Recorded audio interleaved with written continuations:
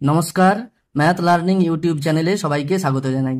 আজকে আমরা ষষ্ঠ শ্রেণীর শতকরা অধ্যায়ের কোষে দেখি 9-এর 14-র দাগ থেকে 20-এর দাগ পর্যন্ত অঙ্কগুলো নিয়ে আমরা আলোচনা করব। পৃষ্ঠা নম্বর 113। দেখো 14 দাগের অঙ্কটা কি বলেছে। এক বিশেষ ধরনের পিতলে 70% তামা ও বাকিটা দস্তা আছে। 20 কিগ্রা এই রকম পিতল তৈরি করতে কত কিগ্রা দস্তা লাগবে হিসাব করে দেখি। ষষ্ঠ শ্রেণীর শতকরা অধ্যায়ের এর আগের অঙ্কগুলো আমি যখন করিয়েছিলাম তখন আমি বলেছিলাম শতকরার অঙ্ক করতে গেলে একটা নির্দিষ্ট ফরমেশন আমাদের মনে রাখা উচিত। সেই ফরমেশনটা আমি আরেকবার বলে দিচ্ছি। ফরমেশনটা ছিল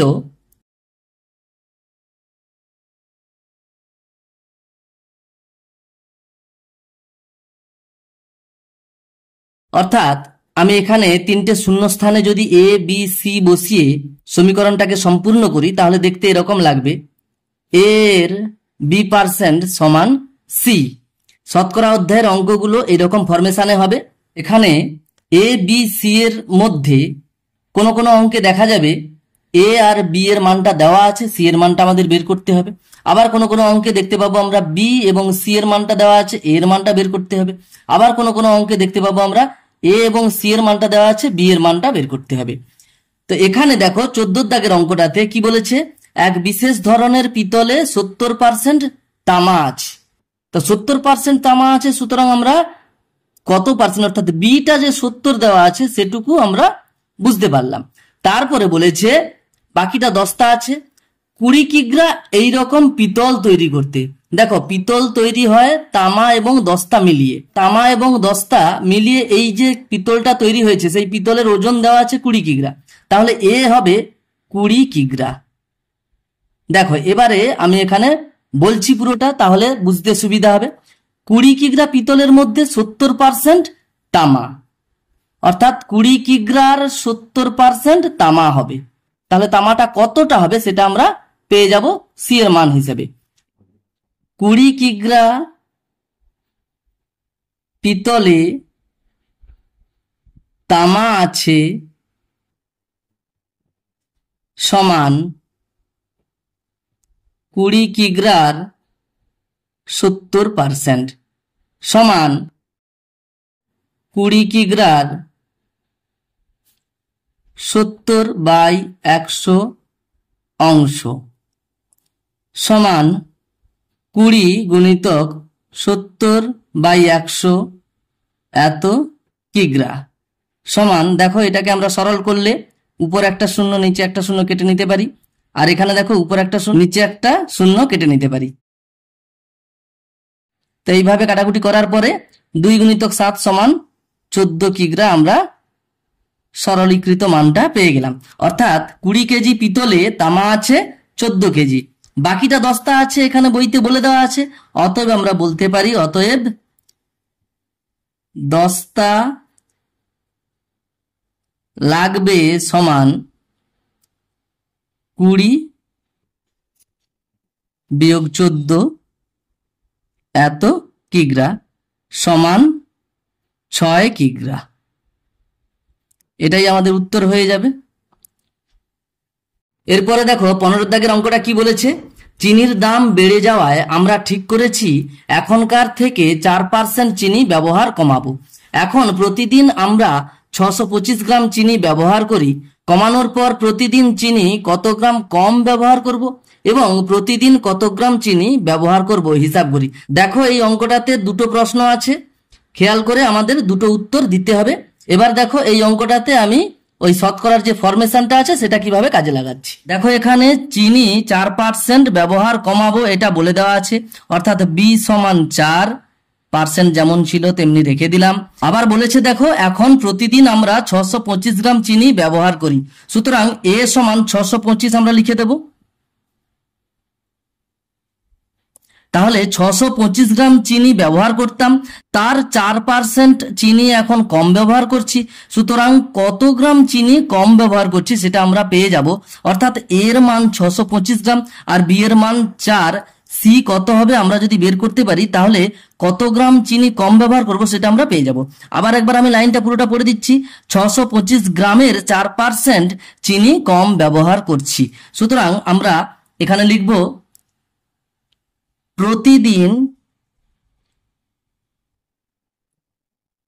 আমরা চিনি ব্যবহার করি 625 গ্রাম, এটা বলে দেওয়া আছে।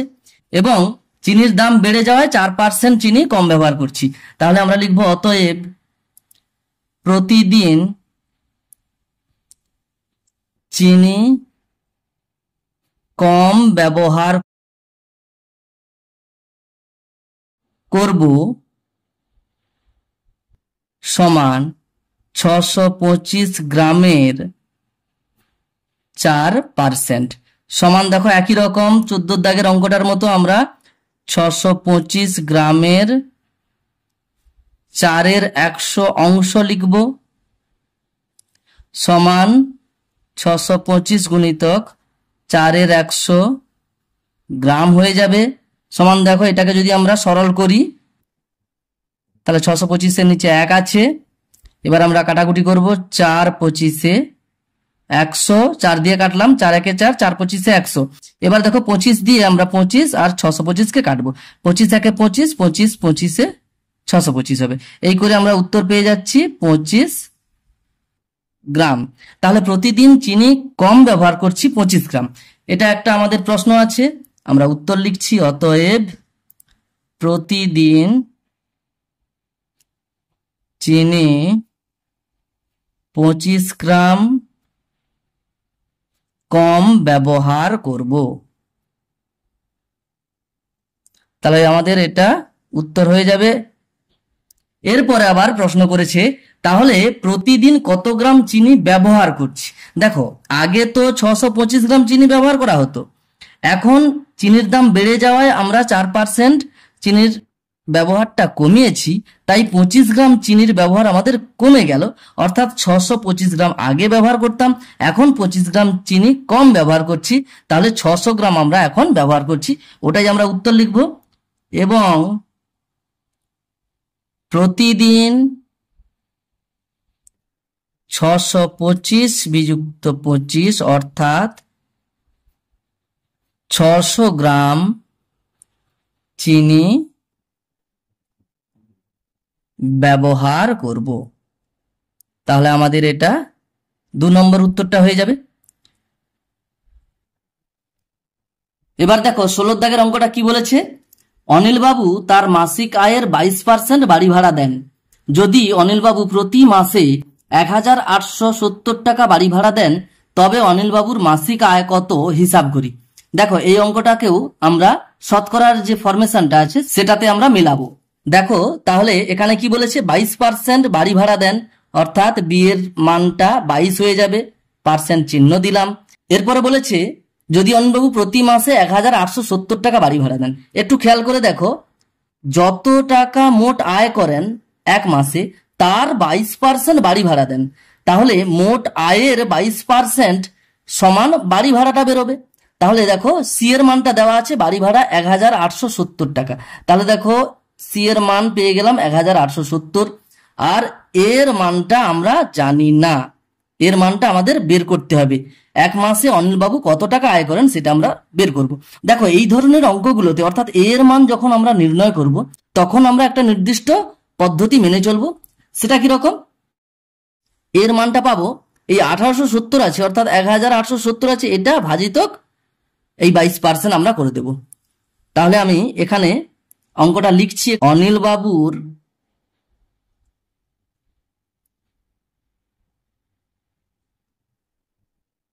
মাসিক আয়ের 22% সমান 1870 টাকা। অতএব অনিলবাবুর মাসিক আয় সমান 1870 ভাজিতক 22%, অর্থাৎ আমরা এটাকে সরাসরি করে দিতে পারি। 22% শতকরাকে যদি আমরা সামান্য ভগ্নাংশে পরিণত করি হয়ে যাবে 22-এর 100, এত টাকা হয়ে যাবে সমান 1870 গুণ চিহ্ন দিলাম, উল্টে দিলাম। আমরা ভগ্নাংশের ভাগ কিভাবে করতে হয় জেনে নিয়েছি এর আগে। তাহলে 100/22 হয়ে যাবে সমান 1870-এর নিচে কিছু নেই অর্থাৎ 1 আছে। এবার আমরা কাটাকুটি করব 22 আর 1870-কে যদি আমরা 2 দিয়ে কাটি, 2 11 22, 2 9 18, 2 35 হয়ে গেল 70। এরপরে দেখো 11 দিয়ে যদি আমরা কাটি, 11 1 11, 11 8 88, 5 11 5 55। তাহলে কাটাকুটি হয়ে গেল। এরপরে আমরা যদি মানটা বের করি 85 আর 100 গুণ করব, হয়ে যাবে 8,500 টাকা। সুতরাং অনিল বাবুর এক মাসের আয় অর্থাৎ মাসিক আয় 8,500 টাকা। এটাই উত্তর হয়ে যাবে। দেখো এই অঙ্কটা আমি আর একটা পদ্ধতিতে করিয়ে দিচ্ছি। এখানে দেখতে পাচ্ছি অনিল বাবু তার মাসিক আয়ের 22% বাড়ি ভাড়া দেন, অর্থাৎ 100 টাকা যদি তার মাসিক আয় হয়, তার 22 টাকা বাড়ি ভাড়া দিতে চলে যায়। আমরা গণিতের ভাষায় সমস্যা এইভাবে সাজাতে পারি। গণিতের ভাষায়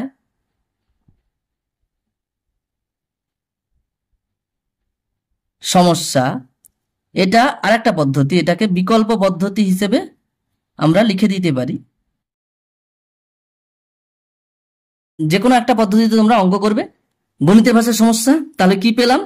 একটা দিকে পেলাম বাড়ি ভাড়া টাকা, আর একটা দিকে মাসিক আয়, অর্থাৎ এক মাসে তিনি কত টাকা আয় করেন, তার ব্র্যাকেটেও টাকা লিখলাম। এরপর দেখো 22% বাড়ি ভাড়া দেন, অর্থাৎ 100 টাকা যদি এক মাসে আয় করে থাকেন, তার 22 টাকা বাড়ি ভাড়া দিতে চলে যায়। এরপরে বলেছে 1,870 টাকা প্রকৃতপক্ষে তিনি বাড়ি ভাড়া দেন, অর্থাৎ তার মাসিক আয় কত টাকা হবে। আমরা ঐকিক নিয়মে এই অঙ্কটা করে নিতে পারি যে 22 টাকা বাড়ি ভাড়া দেন, মাসিক আয় যখন 100 টাকা,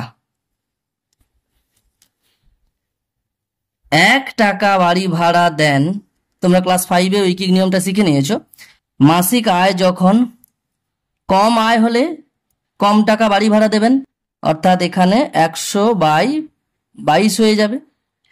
এরপরে আমরা লিখব 1,870 টাকা বাড়ি ভাড়া দেন মাসিক আয় যখন 100/22 গুণিতক 1,870 এত টাকা।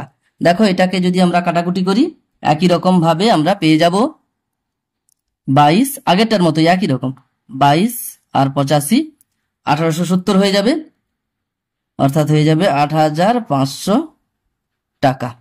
এই পদ্ধতিতেও তোমরা অঙ্কটা করতে পারো। এরপরে দেখো 17 দাগে অঙ্কটা কি বলেছে।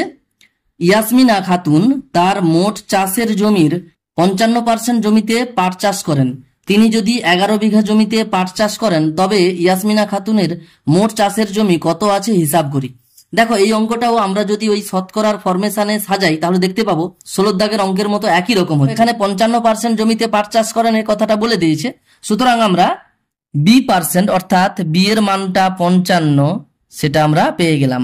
55% জমিতে পাট চাষ করেন, তার মোট যত জমি আছে সেই জমির 55% জমিতে পাট চাষ করেন।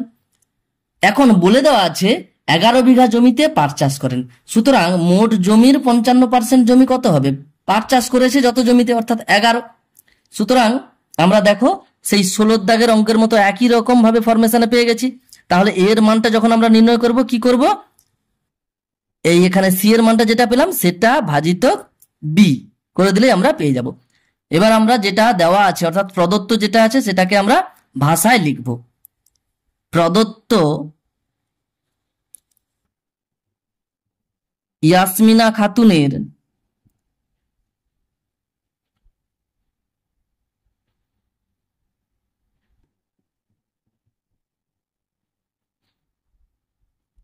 মোট জমির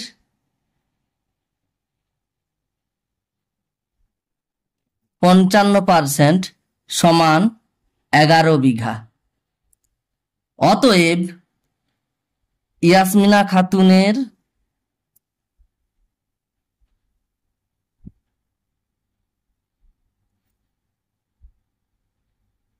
মোট জমির পরিমাণ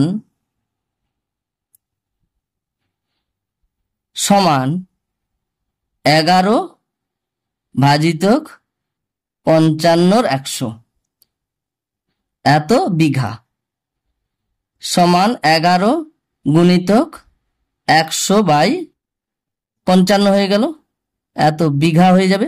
সমান দেখো এটাকে আমরা সরল করব, অর্থাৎ কাটাকুটি করব। 11 নিচে 1 আছে, 11 আর 55, 11 দিয়ে আমরা কাটাকুটি করব। 11 একে 11, 11 5 55, 5 আর 100 কাটাকুটি করব। 5 একে 5, 5 কুড়িতে 100, তাহলে হয়ে যাচ্ছে কত? 20 বিঘা। অর্থাৎ মোট জমি 20 বিঘা, সেই 20 বিঘা জমির 55% সমান 11 বিঘা জমি, সেটাতেই তিনি পারচেস করেছেন। তাহলে আমরা উত্তর লিখব, অতএব ইয়াসমিনা খাতুনের মোট চাষের জমি আছে 20 বিঘা। এটাই উত্তর হয়ে যাবে। এরপরে দেখো 18 দাগের অঙ্কটা কি বলেছে, আমাদের পরিবারে মোট মাসিক খরচের 4750 টাকা খাওয়ার জন্য ব্যয় হয় এবং অন্যান্য খরচ হয় 5900 টাকা। যদি খাওয়ার খরচ 10% বাড়িয়ে অন্যান্য খরচ 16% কমানো হয়, তাহলে মোট মাসিক খরচ বাড়বে না কমবে হিসাব করি। দেখো এখানেও দেখতে পাচ্ছি এটা পার্সেন্টের অঙ্ক, অর্থাৎ শতকরার অঙ্ক। সুতরাং আমরা কি করব, শতকরার যে ফরমেশনটা আছে সেখানে আমরা এই অঙ্কটাকেও মেলানোর চেষ্টা করব। দেখো আমি লিখে নিয়েছি এখানে এ এর B% সমান সি, অর্থাৎ শতকরার যে ফরমেশনটা সেটা। এই অঙ্কটার ক্ষেত্রে আমি একটু অন্যরকম ভাবে অঙ্কটা করছি। দেখো দু ধরনের খরচের কথা বলে দেওয়া আছে, একটা বলেছে খাওয়ার খরচ, আমি এখানে লিখে নিচ্ছি তাহলে বোঝাতে সুবিধা হবে, খাওয়ার খরচ, আর একটা অন্যান্য খরচ।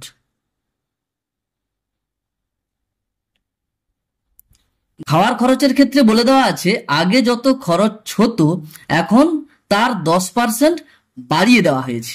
অর্থাৎ দেখো খাওয়ার খরচ যত হতো তার 10%, অর্থাৎ বিটার মান দেওয়া আছে 10%, খরচ বাড়িয়ে দেওয়া হয়েছে। তাহলে আগে যত মোট খরচ হতো তার 10% খরচ বাড়িয়ে দেওয়া হয়েছে। কত টাকা খাওয়ার খরচ বাড়লো সেটা আমরা পেয়ে যাব। তাহলে এর মানটা দেওয়া আছে, আগে কত খাওয়ার খরচ হতো সেটা বলে দেওয়া আছে 4750 টাকা। তাহলে 4750 টাকার 10% খরচ বেড়েছে। সুতরাং এর মান দেওয়া আছে, বি এর মান দেওয়া আছে, সি এর মানটা আমাদের বের করতে হবে। আমি এখানে লিখছি খাওয়ার খরচ ছিল 4750 টাকা। আমি এটা ঘিরে দিলাম। এখন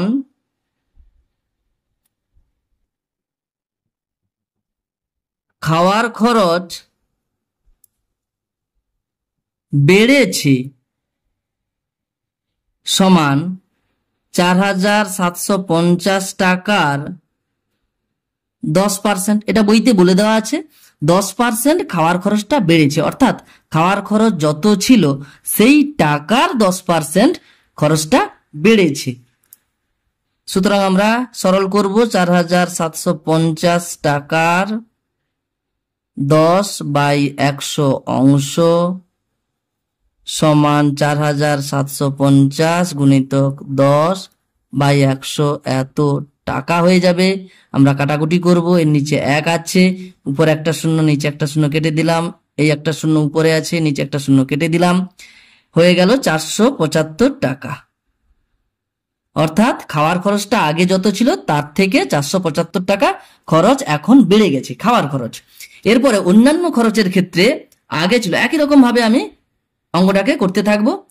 আগে অন্যান্য খরচ ছিল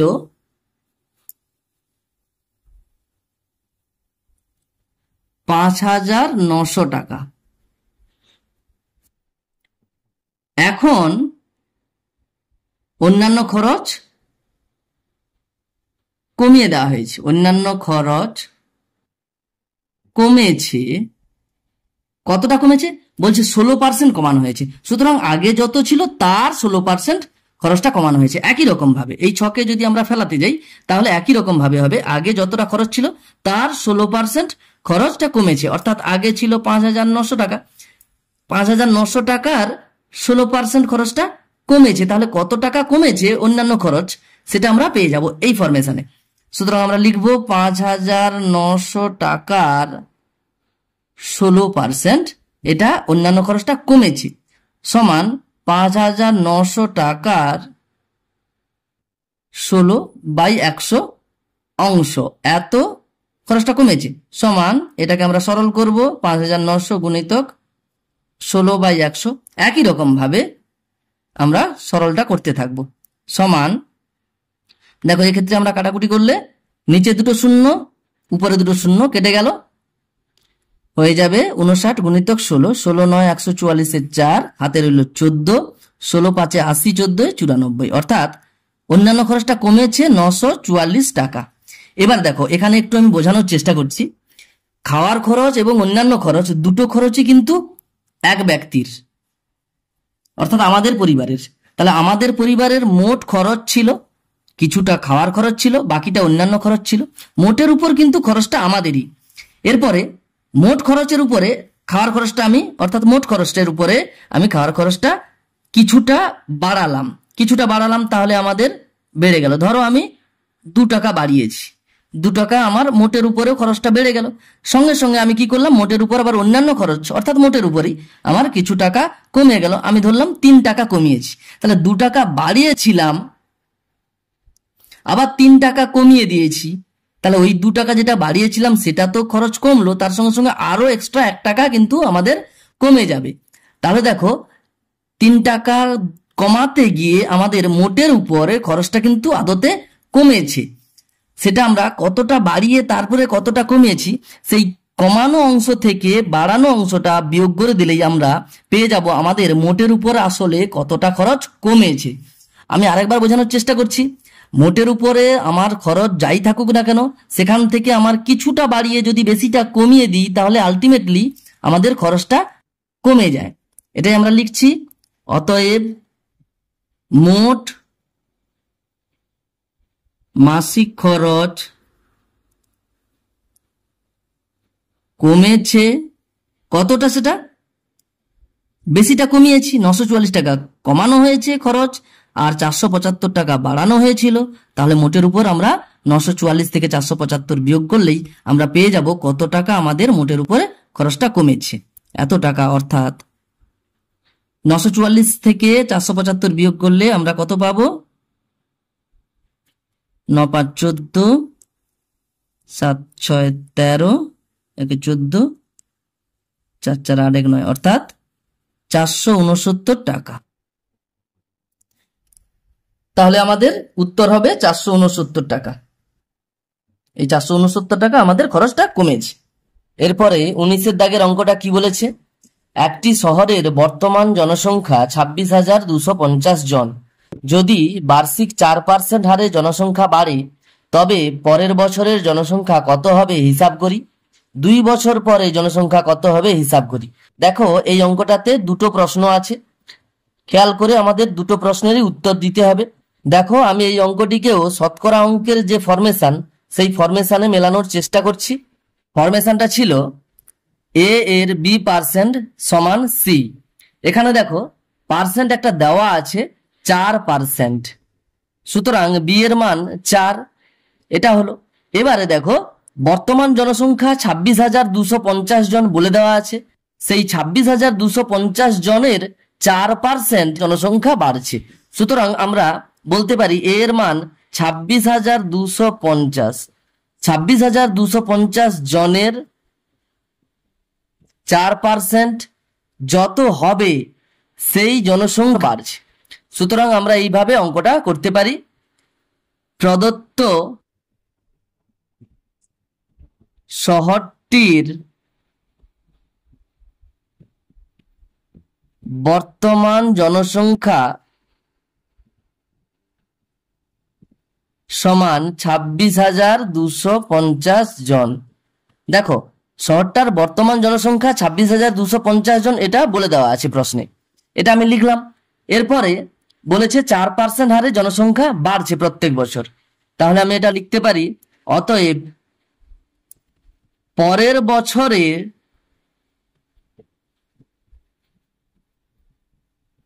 জনসংখ্যা বেড়েছে,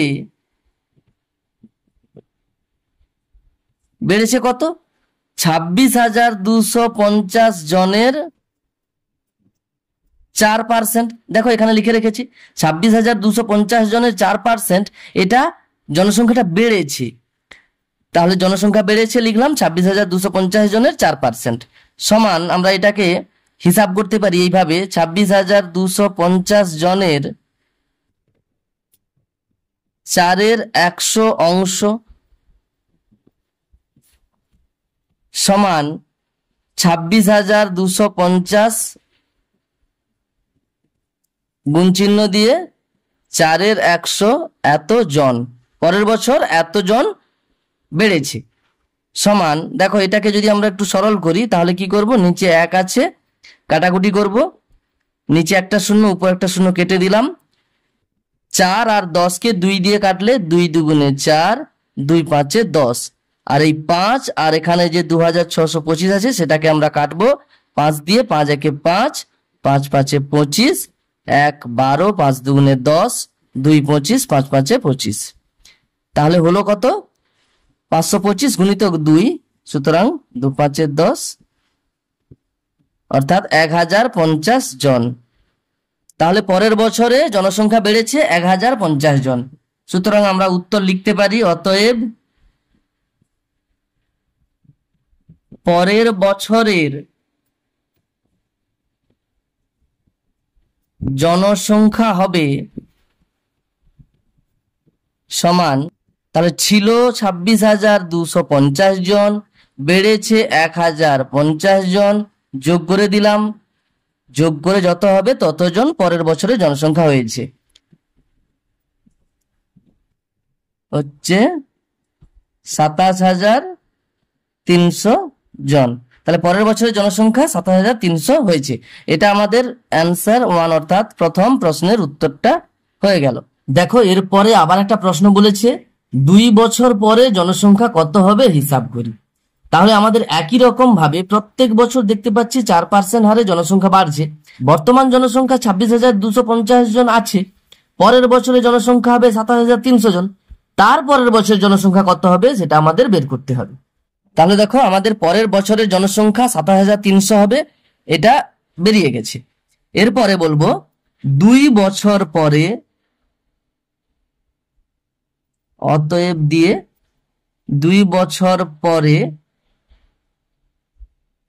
জনসংখ্যা হবে, একদম সরাসরি আমি উত্তরটা লিখছি। তাহলে দেখো এখন একই রকম ভাবে এখন যত ছিল তার সঙ্গে পরের বছর জনসংখ্যা যত বাড়বে সেটা যোগ হয়েছে। তাহলে এবার পরের বছরের জনসংখ্যা যত হয়েছে তার সঙ্গে ওই পরের বছরের জনসংখ্যার 4% বাড়বে যেটা, সেটা যোগ হয়ে যাবে। 27,300 এর 4% অর্থাৎ 4/100 এত জন, এটা হবে 2 বছর পরে জনসংখ্যা। আমি একদম সরাসরি করে নিলাম, একই রকম ভাবে তোমরা করতে পারো। এরপরে দেখো 27,300, আমরা এটাকে যদি একটু সরল করি তাহলে নিচে 2 শূন্য উপরে 2 শূন্য কেটে গেল। 273 সঙ্গে 4 গুণ করলে 4 3 12, 2 হাতে রইল 1, 4 7 28, 1 29, 9 হাতে রইল 2, 4 2 8, 2 10। তাহলে দেখো 2 বছর পরে আসলে তার আগের বছরে যেটা ছিল তার থেকে 1092 জন জনসংখ্যা বেড়েছে, সুতরাং এটা আমরা যোগ করব। 27,300 যুক্ত 1092 হবে 392, 28,000 অর্থাৎ 28,392 জন আমাদের উত্তর বেরোবে দ্বিতীয় যে প্রশ্নটা বলেছি, অর্থাৎ 2 বছর পরে জনসংখ্যা হবে 28,392 জন।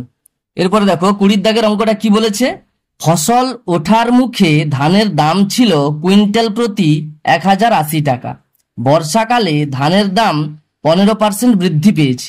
যে কৃষক ফসল ওঠার মুখে 12 কুইন্টাল ধান বিক্রি করেছেন তিনি বর্ষাকালে সেই পরিমাণ ধান বিক্রি করলে কত টাকা বেশি পেতেন হিসাব করি। দেখো এই অঙ্কটাতেও আমরা ওই একই রকম শতকরার যে ফরমেশন সেখানে আমরা ফেললে দেখতে পাবো ধানের দাম প্রতি কুইন্টালে ছিল 1080 টাকা, বর্ষাকালে ধানের দাম বেড়েছে 15%, অর্থাৎ যে টাকাটা ছিল তার 15% দামটা বেড়েছে বর্ষাকালে। সুতরাং আমরা বর্ষাকালে ধানের দাম প্রতি কুইন্টালে কত বেড়েছে সেটা আমরা হিসাব করে বলতে পারি যে 1080 টাকার 15% এটা দামটা বেড়েছে। তাহলে আমরা ওটাই লিখব। ধানের দাম ছিল প্রতি কুইন্টালে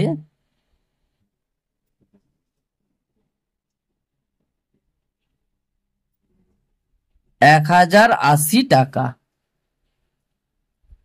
বর্ষাকালে ধানের দাম বেড়েছে প্রতি কুইন্টালে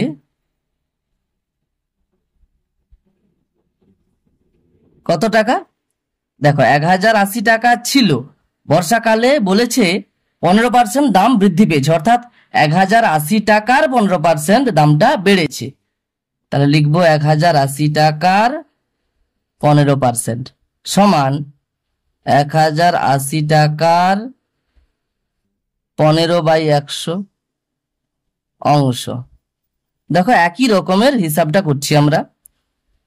1080 গুণিতক 15/100 এত টাকা দাম বর্ষাকালে বেড়েছে প্রতি কুইন্টালে, সমান দেখো আমরা যদি এটাকে কাটাকুটি করি, নিচে 1 আছে, একটা শূন্য একটা শূন্য উপর নিচে কেটে দিলাম, 5 3 15, 5 2 10, 5 দিয়ে কাটলাম, এই 2 আর 108কে কাটবো 2 দিয়ে, 2 1 2, 2 5 10, 2 4 8, তাহলে পেলাম কত? 3 4 12, 3 5 15, 1 16, অর্থাৎ প্রতি কুইন্টালে 162 টাকা করে ধানের দাম বেড়েছে। তাহলে যে কৃষক এখন 12 কুইন্টাল ধান বিক্রি করেছেন, সেই কৃষক যদি বর্ষাকালে ধানটা বিক্রি করতো ওই 12 কুইন্টাল ধান, তাহলে কত টাকা বেশি পেতেন? দেখো এক কুইন্টালে 162 টাকা বেশি পেতেন, তাহলে 12 কুইন্টাল ধান বিক্রি করে কত টাকা বেশি পেতেন? আমরা ওটা সহজেই 12কে 162 দিয়ে গুণ করে দিলেই পেয়ে যাব। অতএব কৃষক 12 কুইন্টাল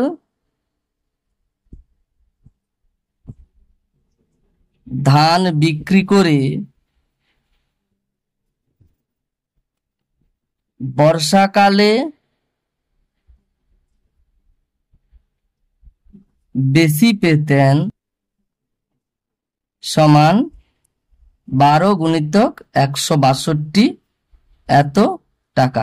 আমি আরেকবার বুঝিয়ে দিচ্ছি, এক কুইন্টালে 162 টাকা বেশি পেতেন বর্ষাকালে, তাহলে 12 কুইন্টালের জন্য কত টাকা বেশি পাবে? 12কে 162 দিয়ে গুণ করব, সমান 12 2 24, 4 2 12 6 72, 2 74, 4 হাতে হলো 7, 12 1 12, 7 19, অর্থাৎ 1944 টাকা তিনি বেশি পেতেন। অর্থাৎ শতকরার অঙ্কগুলো অনেক রকমের পদ্ধতিতে করা যায়, আমি এক রকমের পদ্ধতিতে করে দিয়েছি, তোমরা অন্যান্য পদ্ধতিতে করতে পারো, কোনো অসুবিধে নেই।